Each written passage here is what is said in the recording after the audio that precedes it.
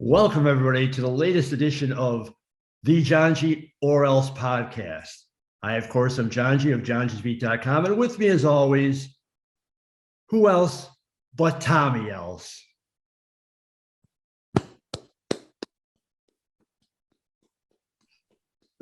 Very good. See, now that's a nice, solid intro. That's I think that's the best you've ever done. I'm tearing up, man. I think that's the best you've ever done. And that, I mean, was that so hard? Was that so hard? That's all I've asked since the very beginning. But the only thing I'll say is give me a simple, straightforward intro to the show so that we can just get into things here. But you always got to take some little side turn that just screws it up at the end. You could start out strong and then you know. But if I do that again the next show, are you going to go, well, it's the same thing you did last time? Or are you comfortable with the, repetitive? Well, I'm really excited about today's show because we've got a really cool guest on. We do have a really cool guest on, and I am very excited. We you tell me how you came across, because this was your guest you brought on here. I was thumbing through Facebook, as we are wont to do in life, and it popped up. Chris Bournea popped up on my timeline. I'm not sure why. We weren't friends on Facebook, and I saw that he has done a documentary on African American women pioneers in wrestling. And 50s and 60s. And it fascinated me. I contacted I did a little research. I contacted Chris, told you about it, and he was up for the interview, and it came together within about a day. He was very agreeable and really super cool guy. Yeah. So that being said, let's just get right into it and introduce everybody to our special guest today, Mr. Chris Bournea. Welcome to the show, man. It's really good. It's really good to meet you, man. Thank you. Great meeting you as well. Thanks for having me on. We've heard all about Lady Wrestler, and I've been involved in wrestling and in various aspects, in the ring and out of the ring, and Johngy's been very close to the scene as well. And you put together a film, and admittedly I have not gotten to see it yet. I am anxious to, but I've definitely studied up on the content and what it was about and everything, and it sounds incredibly intriguing and interesting. And if you could just kind of, for the people watching and listening, just kind of give us an idea, a summary of what this project was. Thanks. So the documentary is called Lady Wrestler, The Amazing Untold Story of African American Women in the Ring. So it's about the Black women who integrated pro wrestling back in the early 1950s, starting with Babs Wingo, her sister Ethel Johnson, and then their younger sister Marva Scott. And then I got to interview Ramona Isbell as well, who was also one of the original African American women. And it's their story about the obstacles they overcame, racism and sexism, and being the first in anything. Of course, you're going to, go through challenges, but these women, being Black women in a white male dominated sport, especially back then, they really overcame some major challenges. Yeah. I mean, talk about having the odds against you. I mean, first off, you're a woman. Second off, you're Black in a very hostile time, and volatile time when it came to race. And then you're trying to somehow work within the realm of a white male dominated business. Right. That takes a lot of passion. What do you think it was that made them so determined to not only participate, but succeed in that arena? Well, I love stories about people who sort of stumble into things. Some of the most talented people in any field are people who didn't necessarily have the goal of, I'm going to be the best in this field. For example, Halle Berry is from my home state of Cleveland. I'm sorry, my home state of Ohio. She's from Cleveland. Yeah. And I heard an interview with her when she released that movie, her directorial debut, Bruised, about playing a UFC fighter, where she talked about she didn't grow up dreaming about being an actress. Somebody came up to her and said, you could model, or you could be in a pageant. So she started entering pageants, and somebody saw her in one of the pageants and was like, you could model.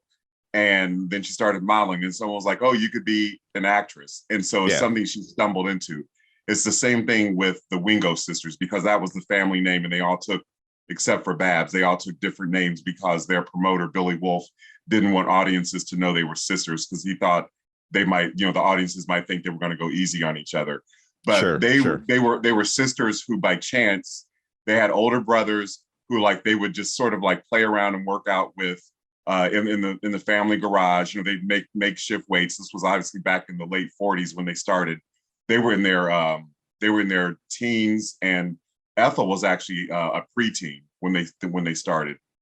So they were taking tumbling classes and defensive judo at a local YMCA. And then Billy Wolf, the promoter I mentioned, who was the basically the force behind making women's wrestling a worldwide phenomenon rather than just a novelty. He was a white man, but he was inspired by Jackie Robinson, and how Jackie Robinson brought a lot of attention and buzz to baseball when he integrated the sport. So he thought, oh, I can do the same thing by bringing Black women into the sport. And Billy Wolf had, of course, married and groomed Mildred Burke, the first world women's wrestling champion. And he knew Mildred needed opponents. So he started recruiting women into his business. And he just thought Black women will help bring sensationalism and buzz. And it did. Because awesome. who at that time, especially when the United States was very segregated, who wouldn't want to go see a match with white women wrestling Black women? Right. I mean, it's very taboo. Well, that leads me to one of my questions, and that was, were the Black women typically booked as heels, or was it fairly even as far as being heels and faces? I mean, like, were they put out there to be sort of villainized versus the white women, or did they play it straight? I think it was fairly even, because Ethel was a face, but Marva was more of a heel. Mm-hmm. Babs, I'm not so sure of, but Babs actually was in the first interracial championship with Mildred Burke in the 50s. But it wasn't just making Black women always be the villains. That definitely wasn't. Well, wasn't that's good. Good. Yeah. Glad to hear that. What was the reaction for these women? Because they've, as you said, their stories are untold, kind of forgotten. What was their reaction when you went to them and said, "Hey, I want to do this"? Well, so the way I came upon this story, so as I said, women's wrestling started in my hometown of Columbus, Ohio. That's where Billy Wolf, who was originally from Missouri, relocated. And as far as I know, the reason why he chose Columbus is because it's centrally located. It's a transportation and logistics hub, and it's located within a day's drive of like 70% of the country. So back in the 30s, when he was starting his women's wrestling business, air travel wasn't that common for people who weren't really rich. So he knew a lot of the wrestlers were going to be driving to the different matches. So he chose this centrally located city. And I grew up in Columbus. I never knew about this story growing up. Even growing up, I'm African American. Never heard about. My first job was at an African American newspaper. Never heard about these women. Then I was working at a community newspaper in 2005 called This Week, which is a subsidiary of the Columbus Dispatch, the daily newspaper. And a publicist, another African-American man named Terry Anderson, he said, there's this really interesting lady you should interview. I grew up with her, and she was always having like bodybuilders and wrestlers and famous actors and stuff hanging out at her house. Her name's Ethel Johnson. You should interview her sometime. So he arranged the interview with Ethel and I, and it come to find out Ethel's daughter, Shelley, had been trying to get Ethel's story sort of like out there, because she knew her mother had sort of faded into some obscurity along with her, Aunt Babs and Marva. So Shelley was kind of the driving force behind getting her family's story kind of out of the darkness, if you will. So Ethel, when I interviewed her, she was very, very open, very forthcoming, talked about how she loved traveling the world, but she also had these experiences with Jim Crow, having to go in the back door of restaurants and step off the sidewalk when a white person was coming, out of deference to, white people. But she had been retired since the 70s when I interviewed her. So, almost 20 or 30 some years when I interviewed her, or 20 some years when I interviewed her. But she was very, very forthcoming. I think it's because Terry Anderson, being a family friend, had said, she could trust me. Mhm. So when I ended up writing her story for the Columbus Dispatch, it came out Women's History Month during Women's History Month, March of 2006. Arnold Schwarzenegger, who holds an annual fitness classic in Columbus, saw the article. He had his Mhm. people call me and said they wanted to give Ethel a Lifetime Achievement Award. She was Oh, wow. very, very shy and unassuming outside of the ring, even when she was actively wrestling. And she Yeah. turned down the Lifetime Achievement Award. And I just thought, Really? her story, obviously, if somebody who, like Arnold Schwarzenegger, who's not only an international movie star, but a bodybuilding legend, Oh, yeah.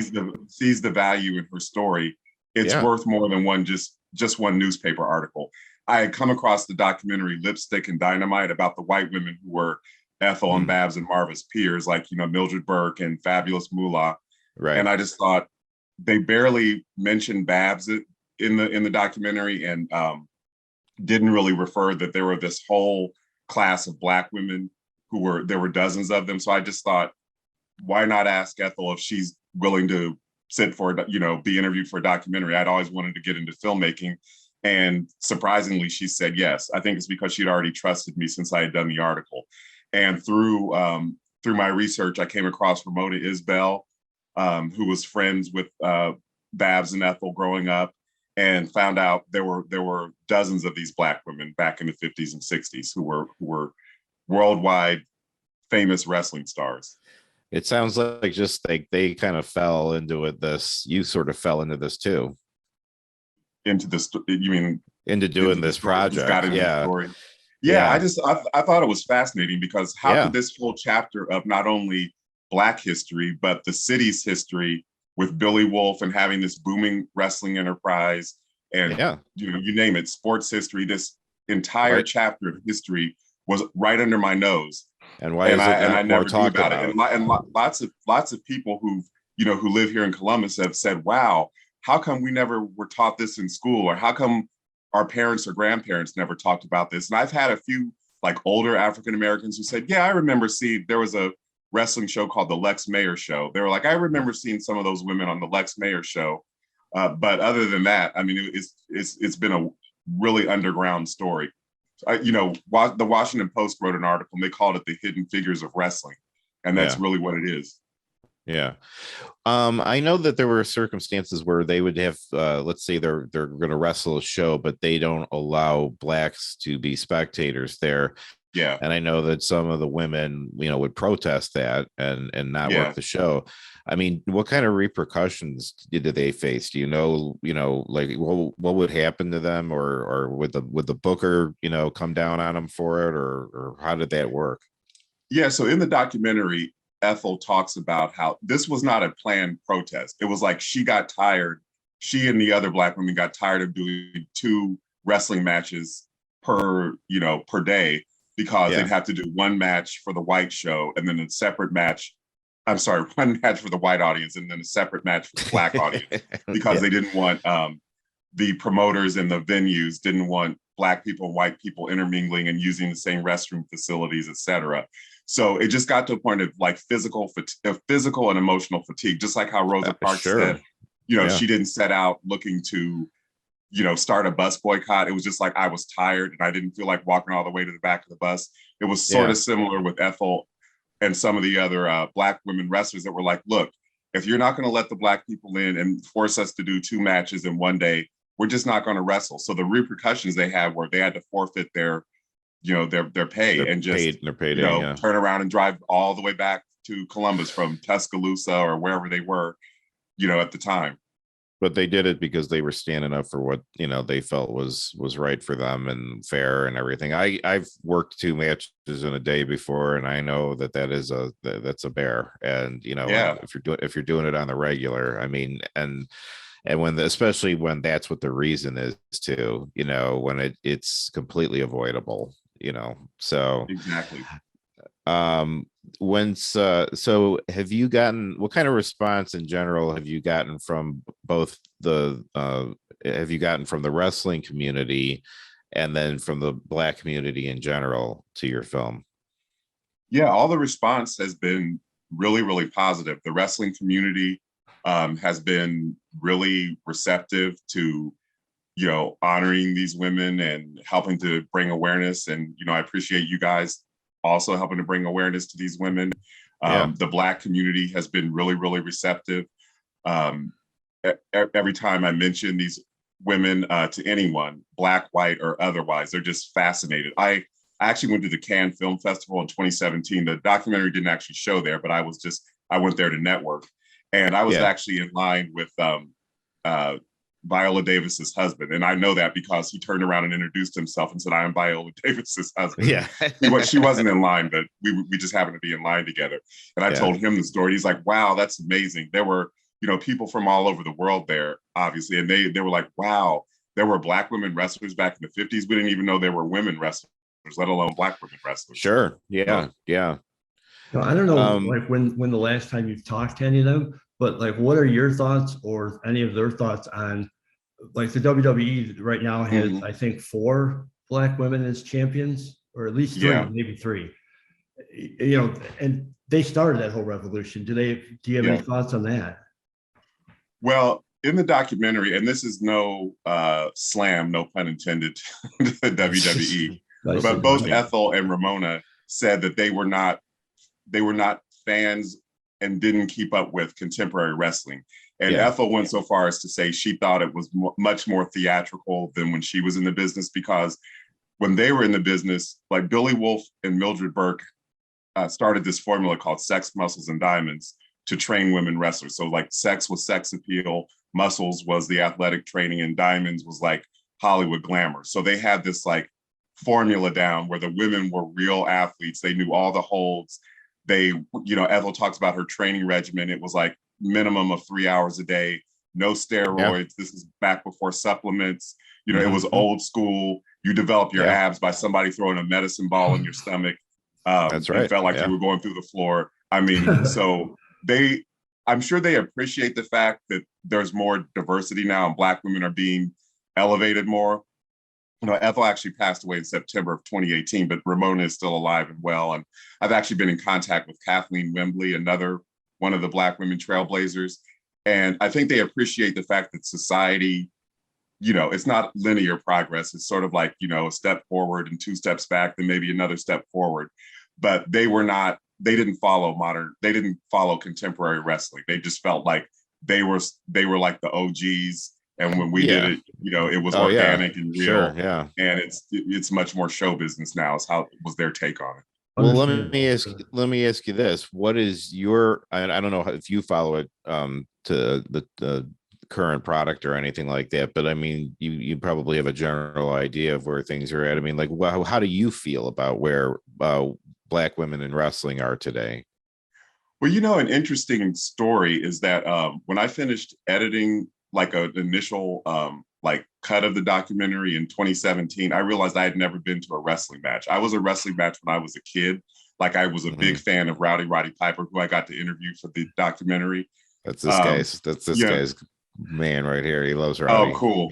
And he was just so awesome. He was so awesome to interview. So yes, cool. He was so accessible. Mm-hmm. So I was like, I need to go see what I'm missing. So I went to WrestleCon in Orlando. And I think it's good that I was like not so into wrestling that it's like, I couldn't be objective, right? Because I was able to observe things that maybe like a super fan wouldn't necessarily observe or wouldn't take in. So what stuck out to me is that women's wrestling is perhaps, and correct me if I'm wrong, the only sport where women are the headliners and the majority of the fans are men.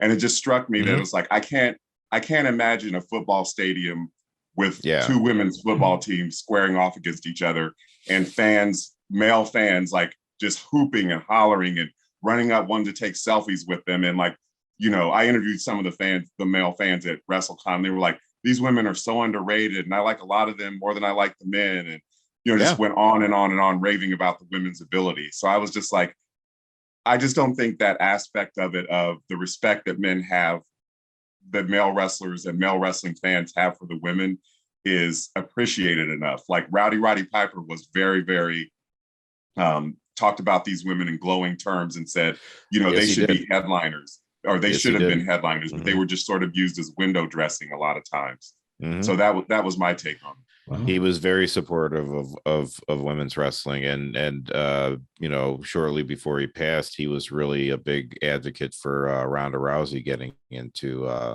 to wrestling for the WWE as well. So yeah, that's John's guy right there. So I'll throw things over to John there. Now, do you have any plans on doing a book, companion book, or do you have any plans on a sequel, either more of the same, more of the women of that era, or even more modern? Or just any Yeah, other I would. project in general that may be unrelated to wrestling. Yeah, I would.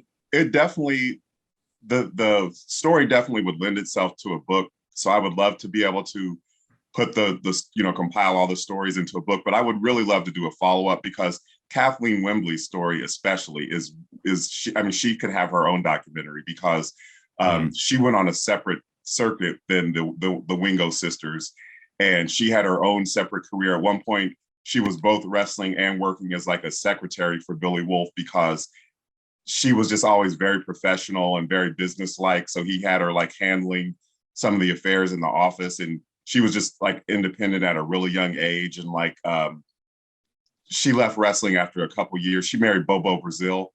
Oh. So they have a son together, Randy. So there's that aspect of it. And she ended up moving to New York, and like she designed a lot of her own costumes and leotards and stuff, because she was always really into fashion.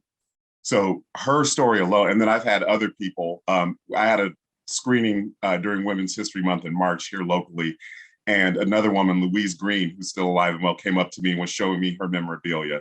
So there's a lot of women who have stories that are either similar or completely different to the Wingo sisters, whose stories have not yet been told. And even the ones that have passed away, their children are like, have contacted me and said, I'd love to tell you about my mom's experience and what it was like growing up having a mom as a wrestler. They can preserve their legacy, man. You know, it's like it's a shame to let those stories go untold. You know, I mean, I'm sure that they can be.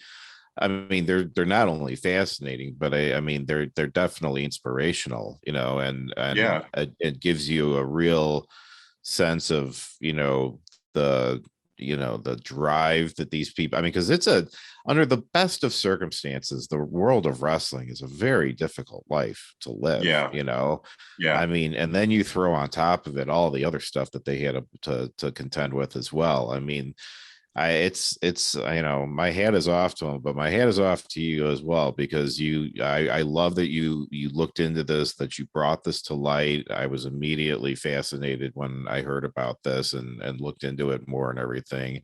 I am looking forward to seeing it, and I definitely think that if you've got material enough to do individual profile type of documentaries on some of these women, I mean, that I think would be just incredible. And I know I'd like to see it. So so I don't know if you all saw like the Vice documentary on Sweet Georgia Brown, the Dark Side of the Ring episode. I've not seen that one. No, I've not seen that one yet.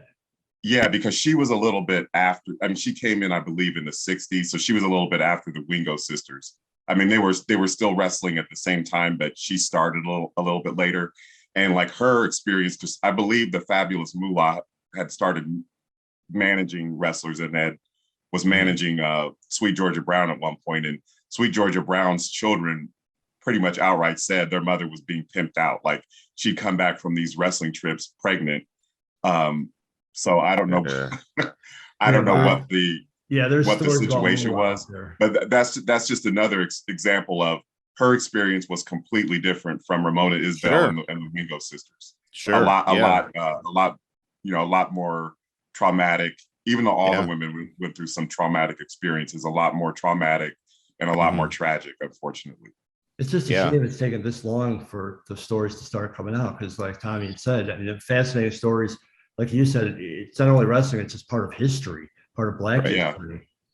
And I think, but at the same time, I'm grateful and excited to hear that, these people are coming forth and being like, oh, I mean, like, if you're looking for stories, I can tell you this, and that, and I mean, we saw this and we've heard this a million times, and it's great that people are, you become a magnet for this information, and then you can, be the speaker to get it out to people and stuff. So good for you, man. Before we John, let you go, want to tell everybody where they could find information on you and the documentary.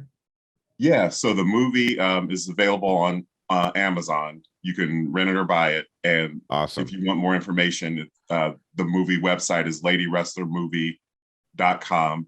And then people can contact me. I'm on Twitter, Facebook, and Instagram under my name, Chris Bournea, Bournea. Mm-hmm. And people can also email me at chrisbournea@gmail.com.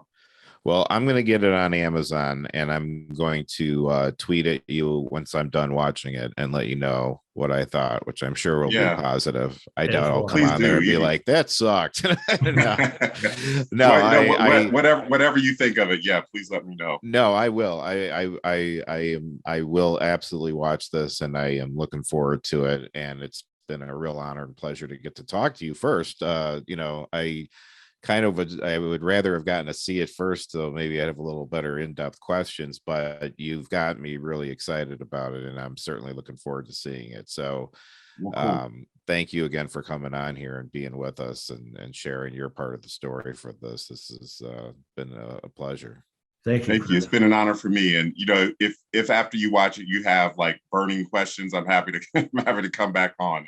That would be great, man. Well, maybe we'll do a follow-up then. Yeah, I would really like that a lot. So, but until then, thank you again for coming on, man. It's been a real pleasure, and Godspeed to you. Appreciate it. Thank you, Chris. Appreciate it. Thank you. All right, take care. All right, you too. All right. And that was Chris Bournea, filmmaker, director. Fascinating guy. I was so waiting forward to this, and he did not disappoint. Super cool guy. Could totally hang out and pick his brain for a night, and hear about all the stuff that he learned. I mean, it had to have been very cool for him to be able to sit down with these women and hear their stories, and then what a responsibility to take on as well, because you then have to take these stories that you've heard and organize them and then do them justice and give them the levity that they deserve. And again, we haven't seen this yet, but we've already agreed that you and I are going to get together. We'll watch it together, and I really do think we should have him on a second time if he's up for it, and really get into the weeds on it a little bit more. But I have to say, like I was telling him, I'm very excited to see it. I think it's really cool what he did, and I just know that those stories are going to be some good ones. So and how cool is it that he's not even a wrestling fan?